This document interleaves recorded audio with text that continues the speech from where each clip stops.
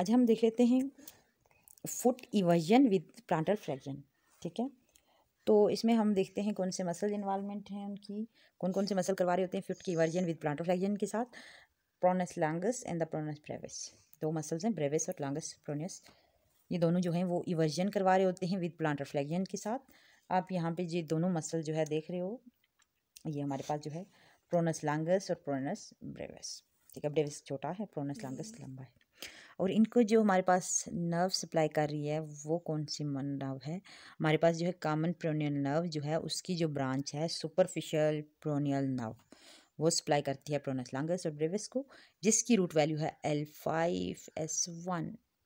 Okay, then जब हम cross sectional view देखते हैं तो ये हमारे पास जो है प्रोनस लॉन्गस और ये है प्रोनस ब्रेविस फिब्यूला के साथ।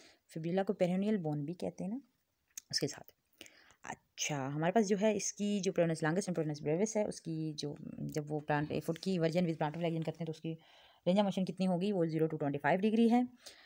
हम प्रोनस लॉन्गस की ओरिजिन की बात करते हैं तो फेब्यूला की हेड से और proximal two third of the shaft and lateral aspect से ये ओरिजिन करता है। उसके साथ टिबिया की लैटरल कंडाइल ओकेजनली और fascia cruris and then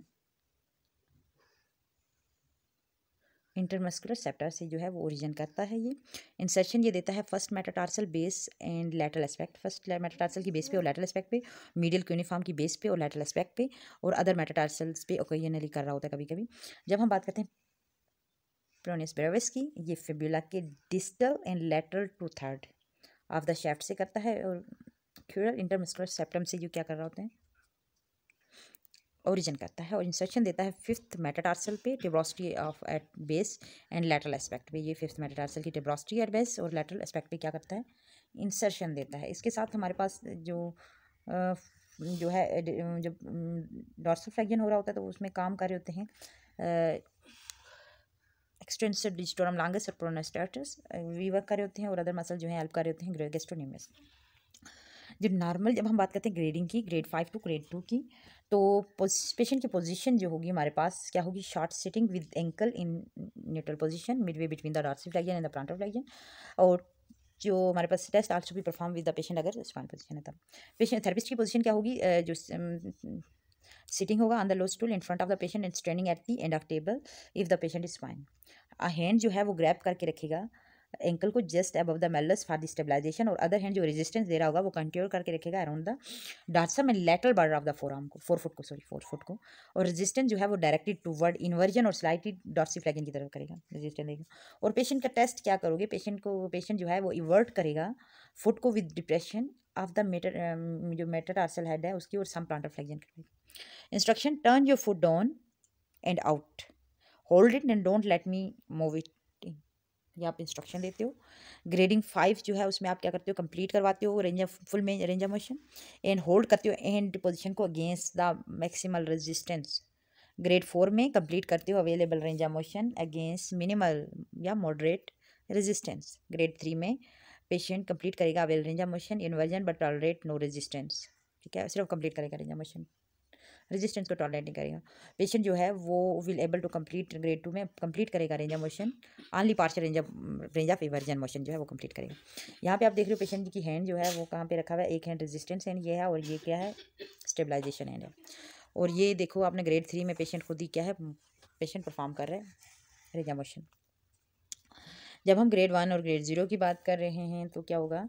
patient की पोजीशन जो है शॉर्ट सिटिंग और स्पाइन होगी। पोजीशन ऑफ द थेरेपिस्ट जो है सिटिंग ऑन लो स्टूल और जो स्टैंडिंग होगा eight the end of table. Palpate करेगा पेरोनस लॉन्गस को, प्लेस करेगा finger on the lateral leg our the upper 1/3 just below the head of fibula. ठीक है, और टेंडन ऑफ द मसल जो है वो फील करेगा at the posterior to the lateral malleolus behind the tendon of the peroneus brevis के tendon के पीछे। अगर वो पैल्पेट करेगा पेरोनस टेंडन ब्रेविस का टेंडन तो वो प्लेस करेगा index finger above the tendon as it come forward from the behind the lateral malleolus के पीछे से आ रहा होता है तो वहाँ पे देखेगा। Proximal to the base of fifth finger पे भी देखेगा। और बैली ऑफ द पेरोनस जो ब्रेविस है उसकी पैल्पेट करेगा lateral surface of the distal leg over the fibula. ठीक है, यहाँ पे वो पैल्पेट करेगा यहाँ पे ग्रेड 1 में palpate will be reveal contractile activity in either, या फिर दोनों, एक मसल में भी हो सकती है, दोनों में भी। दिस में भी कहा था tendon stand out and no motion occur. 0 में आपने देखा कि नो पल्पेशन, कंट्रैक्टाइल एक्टिविटी नहीं हुई।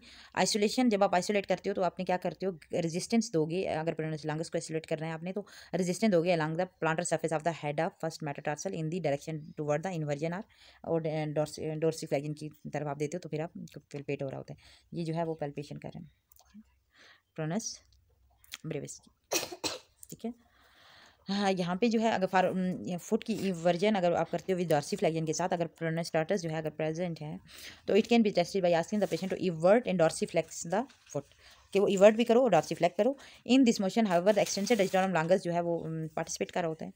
The tendon of the peroneus tertius can be palpate on the lateral aspect of the dorsum of foot, where the tendon where जो lie कर रहा होता है lateral to the tendon of extensor digitorum longus, slip करेगा to the little toe की तरफ, ठीक है।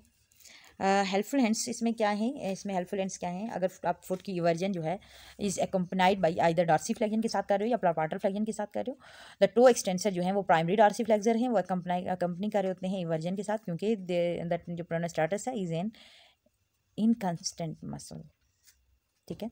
और जब हम बात करते हैं primary motion of the eversion की with plantar flexion is accomplish by the peroneus brevis से हो रही होती है, क्योंकि प्रोनस लांगस जो है वो प्राइमरीली क्या कर रहा होता है, डिप्रेस कर रहा होता है फर्स्ट मेटाटार्सल का रेदर देन एन इवर्टर, ठीक है।